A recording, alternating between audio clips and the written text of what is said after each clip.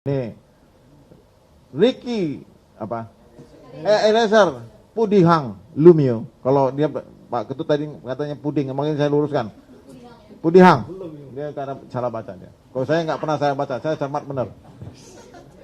Ya, Pudihang Lumio ini adalah anggotanya Pak Sambo. Ya, anggota Pak Sambo. Maka kalau ada tadi ada berkomentar di media tentang pasal orang itu tidak dapat dipidana, itu pemahaman yang salah.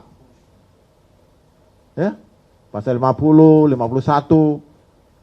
Karena kalau dalam pemahaman saya sebagai sarjana hukum, saya udah ngelotok benar tentang itu. Ya.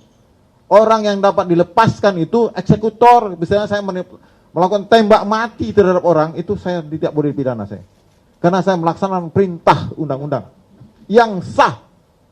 Saya kan ada selaku eksekutor mati, ada yang saya tembak mati nanti berapa puluh orang. Saya eksekutornya. Saya ngasih apa-apa pada tukang tembak itu. Tembak. Itu perintah undang-undang.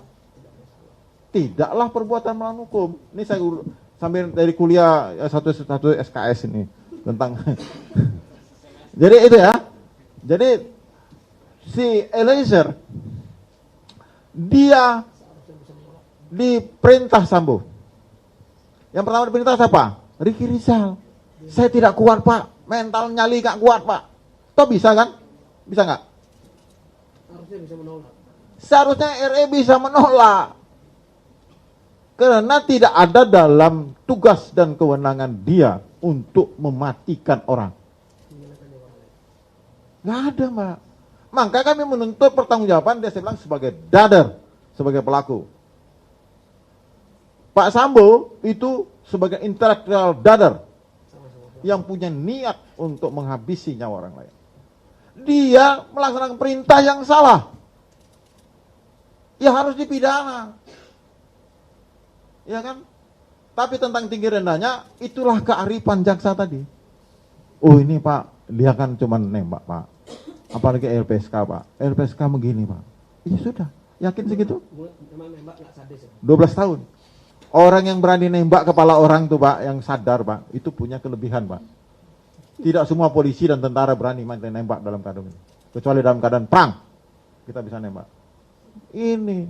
Jadi kawan-kawan media dan saudara-saudara seluruh rakyat Indonesia, Jaksa Agung dalam hal penanganan perkara sangat terbuka.